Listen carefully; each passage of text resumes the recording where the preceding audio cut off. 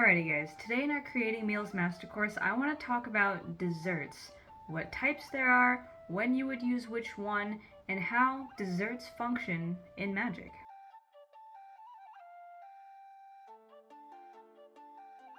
So obviously when it comes to desserts, this is going to be the last meal on your courses if you go back to our episode on courses. And when it comes to this, personally, I'm the kind of person who cannot consider a meal finished unless I have something sweet after. So depending on your guest, it may be the most important meal to really close it out. And when you're thinking of a full, multiple course situation going on, a ritual through food, if you will, then dessert is kind of the time to pack it up, sweeten it, put a bow on it, and get out of Dodge. And so when it comes to types of desserts, you have a lot of options. You have cakes, pies, cookies, frozen things like ice cream or, frozen ice, anything like that.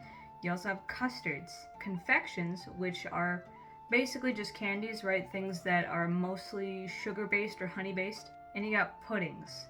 Pudding is a little bit like custard, but not entirely the same. And obviously, you got a lot of different desserts that can go under either classification. I'm not gonna call a cupcake something different from a cake, and a muffin, in my opinion, I would also put under cake. Maybe sweetbread if we want to make that like our 8th one. Or maybe you could just call all of these things pastries. Depends on how you want to classify it, but in general, in my head, those are the main types. And when it comes to picking out what type of dessert you want to have, it depends on what you're trying to do and how many people you're trying to feed.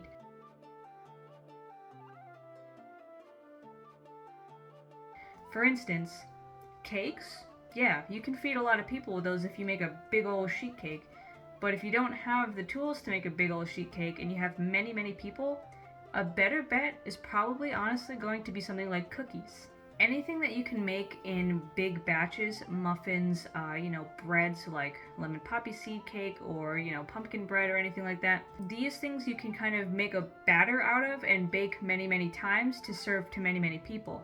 If you're having a smaller gathering though, then it makes more sense to have something that's like a normal sized cake or a pie. Or, any other of those kind of desserts that you portion them into a set amount of pieces and call it a day. You also want to take a look at the theme of your meal overall. Like, for instance, if you have a very heavy meal like coq au vin for your main dish and you have all of these rich dishes as well, it may be overkill to go with Black Forest cake at the end. You may want something that's a little bit smaller and a little bit lighter. Or you can just go with it and you can just say, nope, we are going to die by chocolate. And of course you want to consider flavor profiles. So if you have something that's a very vibrant dinner, you've got a light salad, you've got maybe a Mediterranean-based pasta cooked with the white wine and the sun-dried tomatoes and all those nice, summery kind of flavors. Now you're looking at a dessert and you're thinking, maybe shaved ice or something frozen. Maybe something that is light and fruity, like a fruit salad or a fruit pudding, or even, a lemon cake of some kind, or lemon biscuits. When you unite all of those flavors together throughout the whole meal, it goes from separate foods to a whole story told out throughout your meal. Now there are literally so many types of desserts. Just a cursory look through, there are so many different kinds of desserts you can make in all of the categories that we've mentioned. But for me, as someone who doesn't often have large parties, my favorite things to cook just for my boyfriend and I include breads like pumpkin bread and muffins like lemon poppy seed muffins and other things like that, and also cookies that last us quite a few days. So you can make meat and gnocchi as those nice tea biscuits. You can make chocolate chip sourdough cookies. Those are a favorite for everybody I make them for. And various holiday cookies too. The nice thing about cookies specifically is that you can make them in advance. So you can make all these things the night before, and when it comes time to actually make your meal out, you don't really have to worry about it. You don't have to set up a bunch of extra stuff to be cooking while everyone's eating. You can just sit down and have that plate ready to go somewhere else. When it comes to things like cakes though, if I'm already cooking dinner and that oven doesn't have anything in it, it might be time to bake a cake that can then cool off and that we can eat after dinner. And same thing with pies, with custards, anything like that. Do keep in mind though that depending on how big your meal is, you may have people who don't have room for dessert, and so that's another thing to factor into what you're making. Again, while you could make coq au vin and Black Forest cake, you could do it. How many people by the end of a multi-course meal with such a rich, heavy, luxurious main course are going to have room for something really hefty and massive at the end? If anything, dessert for me would be a glass of dessert wine, like a port wine or something. Wouldn't even want to go to town on a whole dessert later. Maybe just a cup of coffee with some sugar or like a one single tea biscuit, but nothing crazy because I've probably already eaten my fill, let's be honest. And of course you could skip dessert entirely, but that is no fun. No fun at all. I don't like when I have a meal and there's nothing sweet at the end. The point of a dessert is really just to have that sweet finisher, that absolute end of meal. Because, no one wants to be eating something that's savory, sweet, and then savory again, right? That's not really the way it works for most people. For most people, you have all of these savory things throughout the meal and then you end on a sweet note, just to satisfy that craving after all of that salt and savory.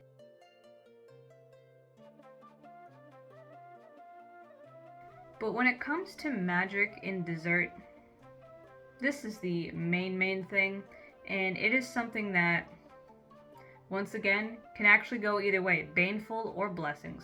It can do whatever you want it to do. What do I mean by baneful and blessing? Well, guess what? Lemon poppy seed cakes, yeah, the lemon and the poppy is really good for relaxing and purifying, but it's also really good for stinging people that annoy you and confusing them and disorienting them. Everything has a dual quality, after all, and you don't want to get on the bad side of that dual quality. But the overall, main theme of a dessert in magic is the sweetness. So whether it's honey, whether it's sugar, whether it's chocolate, it is a meal that is meant to lift things up, to sweeten things, whether that's people's spirits towards you, whether that is your own feelings and a sense of love and peace in yourself, whether it is, invoking an essence of joy or some kind of uplifting thoughts and emotions, whether it's being able to relax and really sink into those deep, luxurious flavors, or to perk yourself up with those bright and fruity flavors. Desserts are meant to take the edge off of things. They're meant to invigorate you and, kick up any intentions that you have in there with a little bit of extra niceness. A lot of the ingredients in them are also used for specifically things like love spells, whether it's self-love or romantic love, fertility spells, abundance spells, spells of self-image, right? So a lot of these things, you have flowery taste in there. You can make lavender cakes. You can make things like apple pie, which is great for love and fertility and lust in general. You can make things like pumpkin bread, which is all about abundance, or chocolate cake, which is definitely good for love, especially self-love, self-care, date night, romantic love, all of that. And of course, too, there's also plenty of opportunities to curse, right? Which I don't personally do that, but if other people do, the option is there. You can absolutely have that apple going in overdrive and cursing people with, a passionate frenzy. You can have that lemon poppy doing what we said earlier, right, where it stings and disorients. And even with chocolate cake, you could use that to invoke a feeling of sloth and gluttony that's going to make them awfully unattractive to any other partners around. I'm just saying. But at the end of the day, desserts, in my opinion, most important course of a, multi-course meal. They are ones that can do all kinds of things depending on what fruits and what, other things like chocolate that you put into it.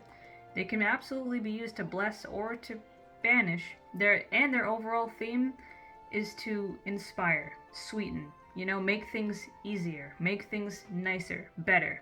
So with that in mind, I hope this gives you some ideas of how you can coordinate a dessert with your meals, matching flavor profile to flavor profile. And I will link down a flavor profile sheet below so you can get, a more concrete resource for how to do that. So with all that said, I will see you guys next week for our new herb of the month. And yeah, see ya. By the way, if you want to see these videos 2 weeks earlier, consider subscribing to my Patreon, where you not only get all these videos, but also recipe cards, specific deity profiles, and lots of other interesting things to look at. Video tiers start at $10 a month, so definitely consider checking it out.